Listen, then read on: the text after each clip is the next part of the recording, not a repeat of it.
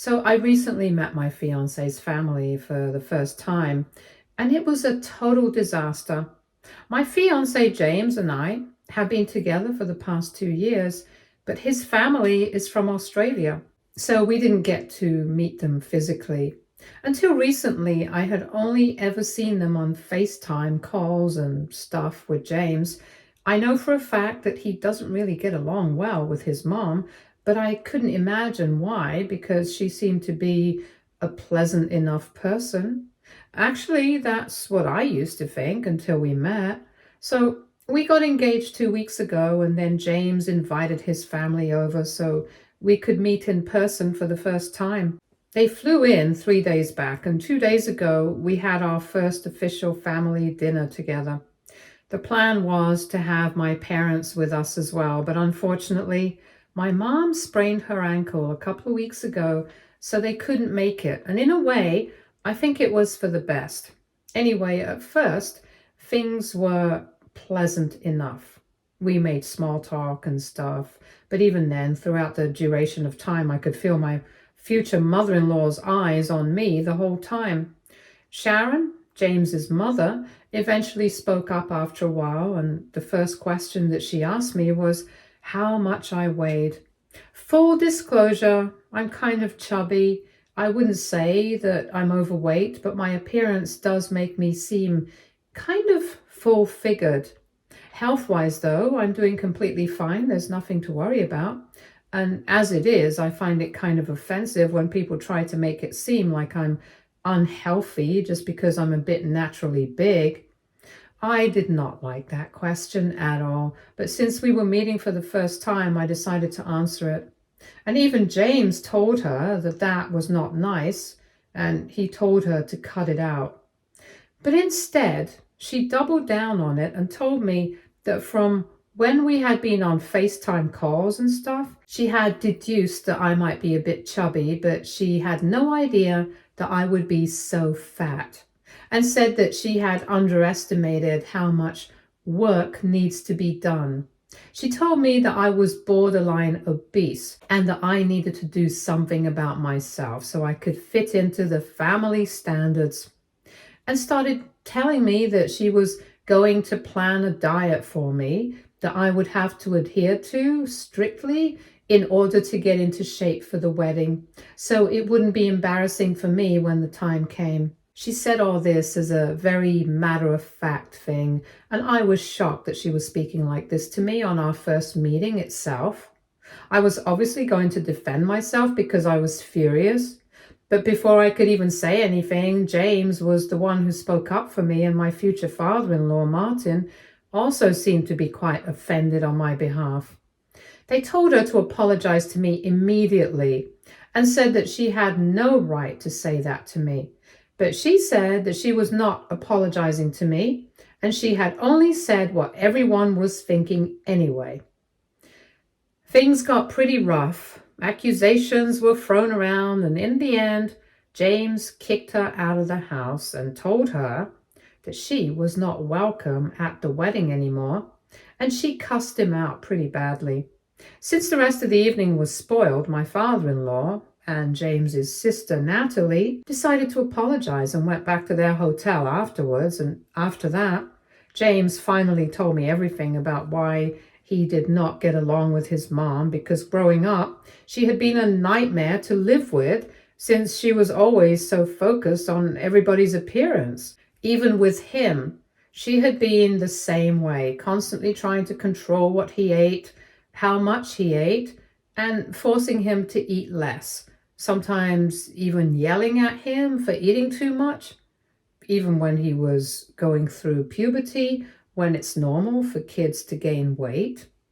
Because of her, he told me that he had almost developed an eating disorder and had had a very unhealthy relationship with food for a very long time. She never apologized for it either and continued to judge people based on their appearance. Basically, she hated anybody who was not conventionally attractive, no matter how their personality was. So all along, he had had a clue that she might not be on board with me because, of course, I'm not the stick-thin daughter-in-law she had wanted.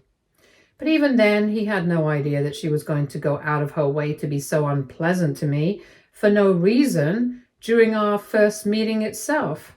I told him that it was fine. I definitely would have preferred a heads up, but I can understand why he did not want to talk about it, because he had had a very bad experience with her growing up as well, so it was probably not easy for him to talk about it either. But I'm glad that he stood up for me, and I'm very happy that his father also stood up for me. Probably because with his own kid, he had never noticed what was going on since he was too busy with work. And by the time he did get to know about it, it was too late.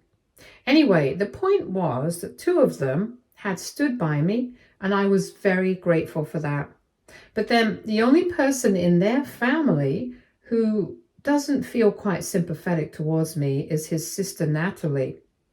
Apparently, after they went back to the hotel the other day, his dad checked out after a huge fight with her and didn't tell them where he was going. But we know that he is staying somewhere else right now, while Natalie and her mom are staying together. Basically, Natalie has gotten in touch with me and has told me repeatedly that I need to sort things out, that apparently it's my duty to bring the family back together because I was the one who had broken it apart. In the first place, I don't agree with that, so I have refused, and that has just made things worse. So now, AITA for refusing to get involved in my fiance's family problems. Update 1. Hi, thank you so much to everybody who took the time to comment. I had spoken to James about whatever his sister had said, and he told me that I absolutely did not need to do anything. None of this is my responsibility, and if I don't want to get involved, then that's completely fine. Besides, his mother had no business speaking to me that way the first time that she met me, without even knowing anything about me or my health. And even if I was unhealthy, that still would not have been any of her business, and she should have been more respectful towards me. I totally agree with that. She had no right to comment on my body like that. It made me feel very uncomfortable, and it was quite humiliating as well to be spoken to like that. So I think James and Martin had every right to put her in her place like that, and I don't think that I broke the family apart. I think she's just got her karma. James also told me that it's not surprising that Natalie is taking his mother's side on this because she has always been her pet. Granted, she doesn't always agree with Sharon, and she doesn't think that people should be judged on the basis of their bodies, but apart from that, they are two alike.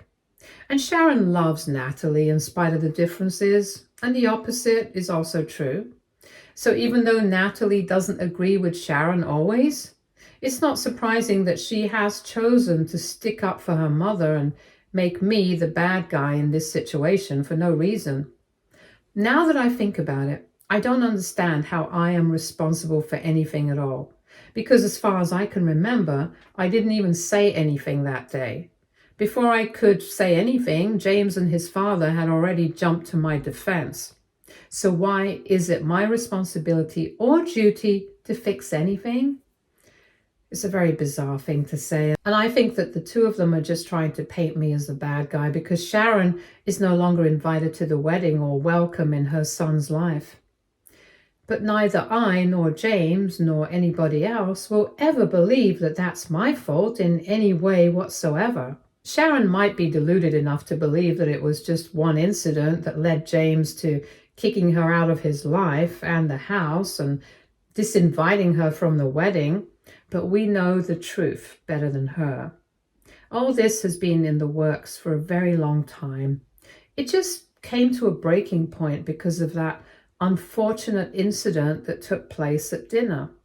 But if she thinks that I'm somehow responsible for this, then she is totally wrong. From what I have learned from James, he has never had a good relationship with his mom, which I already spoke about in my original post. He has explained to me that the only reason he has kept in touch with her for so long was that his dad had been married to her, And he did not want the family together to be awkward because at the end of the day, he still liked the other members of his family, like his dad and sister. Also, apart from that, it's not like Sharon was horrible to him all the time. Yeah, she was horrible to him for the most part, but then she was also kind to him, so it got very confusing. He even said that it would have been much easier if she was just a terrible person the entire time, so it would at least have been more convenient for him to hate her. But in the end, he just ended up with very complicated feelings towards her. My family is pretty relaxed, and I have a good relationship with my parents. But I can understand how he must have felt. I guess that's how it gets with toxic parents. I've definitely heard about this being a very common scenario. Anyway, things between them had been strained already, and then she decided to try and insult me, which just got under my skin. And as for Martin, until recently, he had had absolutely no clue about whatever James had been through in his childhood, and even when he was a teenager up until he went away for college. As I had mentioned in my original post, he was mostly busy with work, and Sharon was the one staying at home and raising the kids. So she had the most amount of control on them, and she made the most of it. I already told you guys how she used to treat James, and even after he went away for college, every time he would come back home, she would only talk about how much weight he had put on, how he was getting lazy and negative stuff like that. But she was very careful not to let any of this slip in front of Martin and in the presence of her husband. She was a different person altogether. So for the longest time, James did not even bring any of this up with his father, fearing that he would not believe him. It was only last year when he finally discussed whatever he felt about his mom with his dad after he and his mom had a fight over something petty, and his dad wanted to know why he was constantly getting into arguments with his mom. And when he finally confided in his dad and told him everything that he had been through and why exactly he didn't get along well with his mother, but he also told his father not to confront his mom about it because that was just going to create a lot of trouble for him. And Martin stayed true to his promise and did not confront and stir up trouble with his wife over this. But of course, after finding out something like this, it must have been difficult for him to see her the same way. The good thing was that he had believed James wholeheartedly. He had not doubted his honesty about this thing. So the bottom line was that his father had known for quite some time. And I'm guessing that it must have been difficult for him to see his wife the same way. And that's why he reacted the way he did at that dinner party the other day. I even mentioned it in my original post. I'm pretty sure that he got to my defense as quickly as he could. Because of things he had missed with his own son, he did not want to miss the same signs here as well. And in my particular situation, she had not even bothered to sugarcoat her words or anything. She had blatantly called me fat, shamed me for my body, and then told me that I needed to change everything about me to fit into her weird and exclusive standards that shouldn't even matter to me because it's not like I'm getting married to her. Her son likes me as I am. I'm perfectly fine with how I look, and my health has always been good. So I don't understand how any of this is a problem for her. The truth of the situation is that she has very superficial standards for what is beautiful, and she expects everybody to go out of their way to fit into her idea of beauty. And if somebody doesn't do that, she immediately assumes that they are lazy or that they are not worthy of anything. Well, she's wrong. And if she has to learn that the hard way by losing the respect of her family, then so be it. Because I don't feel sorry about anything. I have not broken apart the family, but she definitely has. If she wants everything to go back to normal again, then all she has to do is apologize to us. But I hardly think that she's going to do that. I'm pretty sure that she's convinced that she's in the right here and that we are the villain. So then, if that's what she really believes, I'm not interested in changing her mind. She can honestly believe whatever she wants to. It's not going to change the facts. Update 2. Hi, so it's been more than 2 weeks, and in the past 2 weeks, Martin has visited every day. It's been nice to have him over in the evenings, and he has told me that he has spoken to his wife as well about everything that happened. And he was very clear about what he wanted. He wanted her to apologize to both of us, to me for whatever she had said at the dinner, and to her son for everything that she had put him through while he was growing up. But obviously, she was not going to apologize. She said that she was the victim here, and if anything, we were the ones who owed her an apology for overreacting. I don't understand why she expects me to say anything at all. Like I said, I had not even said anything that day. I was just silent, and if she wanted me to say sorry because people decided to stand up for me, then there was something seriously wrong with her. Anyway, even apart from me, I don't understand how she can pretend to be the victim in the situation with her own son. James is perfectly in the right for being upset with her, for however he was treated in the past. And if he's still holding on to it, it's only because she never bothered to apologize for any of that. She never even acknowledged any of it. She has always pretended like she's been a perfect mother to them, but that has not always been the case. And additionally, Martin told us that she has defended herself by saying that she was only trying to look out for James because she wanted him to be healthy and fit. And she did not think that it was going to backfire and that she was going to be accused of being awful to him like this in the future. If she had known that this was coming, she never would have bothered to go out of her way to care for him. But she can dress it up however she wants to. It doesn't make her a better mother. What she did was not nice, and she ruined her son's relationship with food for the longest time.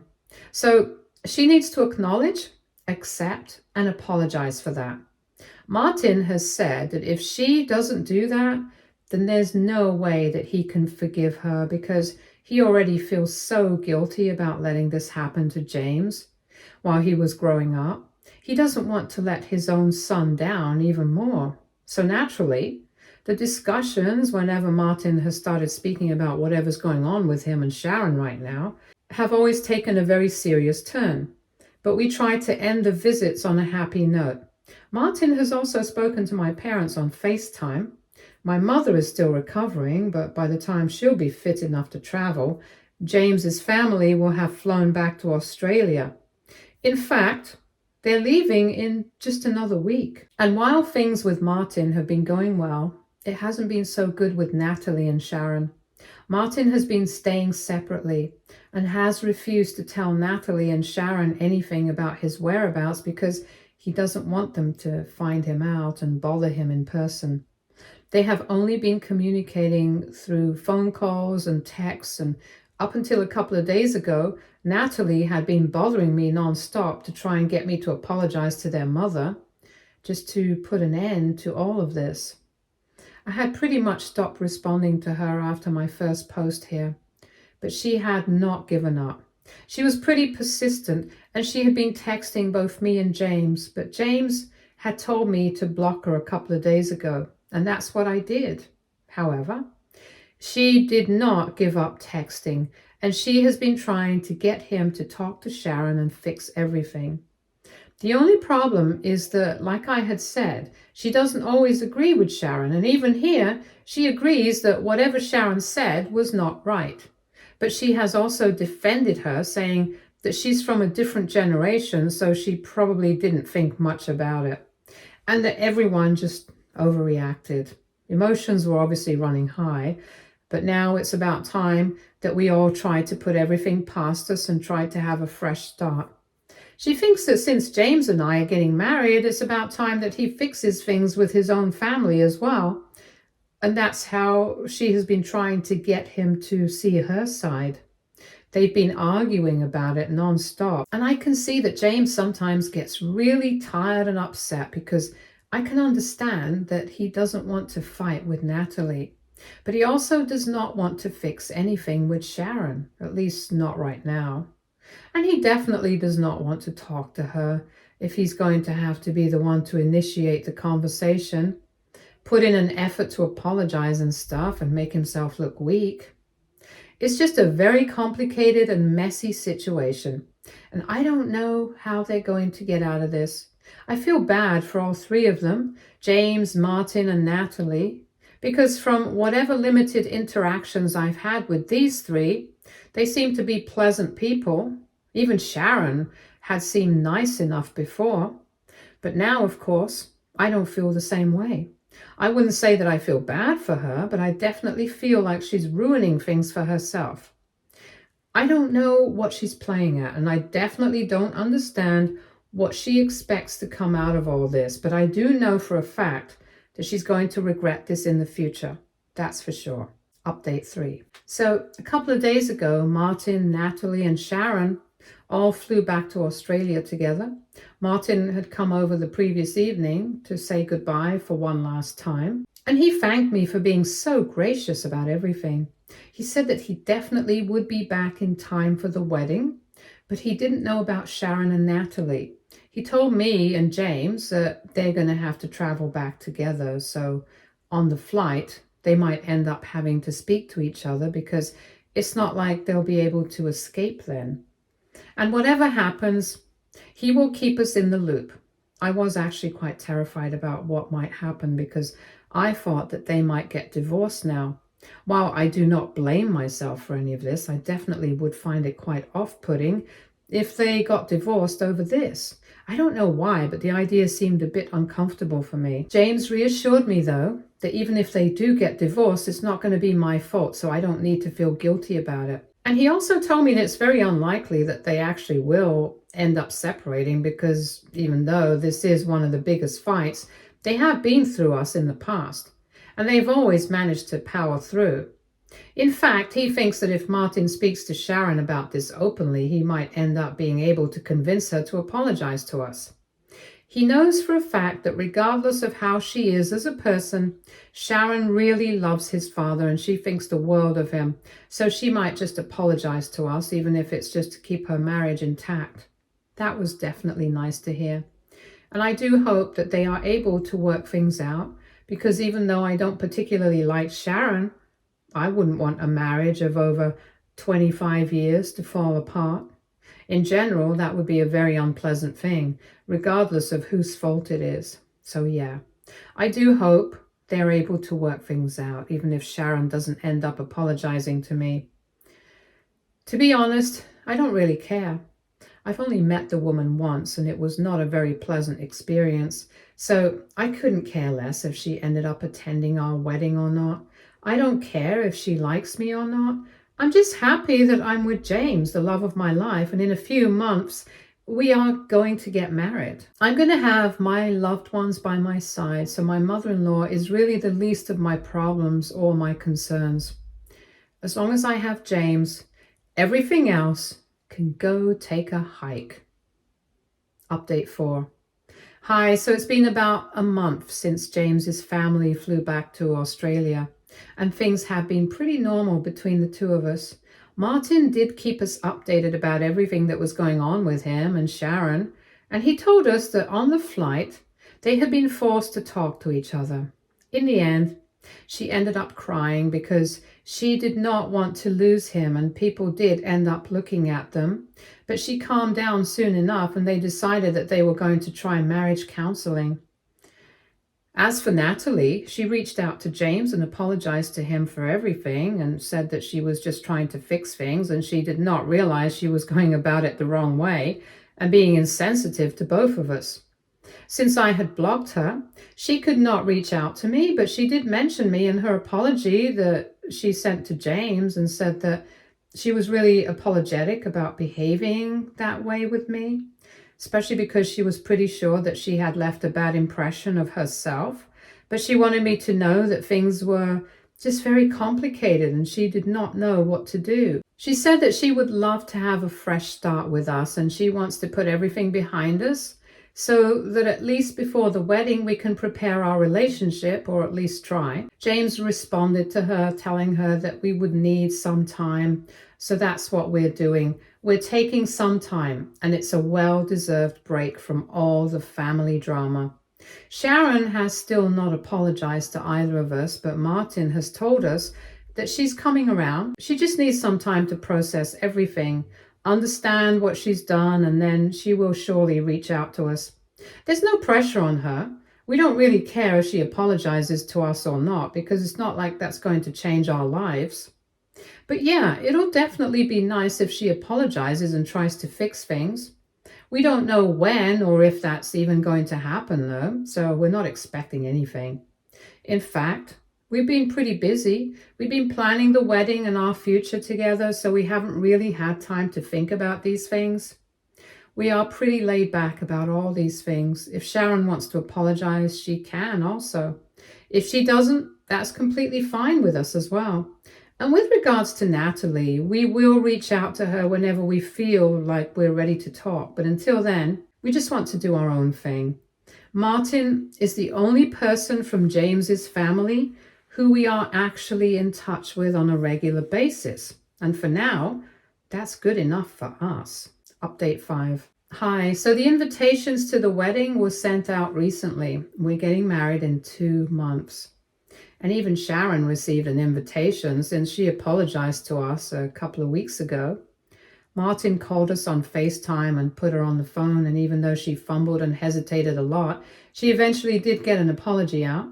For both of us, it was kind of awkward in the beginning, but she seems to be sincere about it, and she said that she did not realize how difficult she had made everything for James and that she was trying to change. She said she was in therapy right now and that she really wanted to make things work with her family.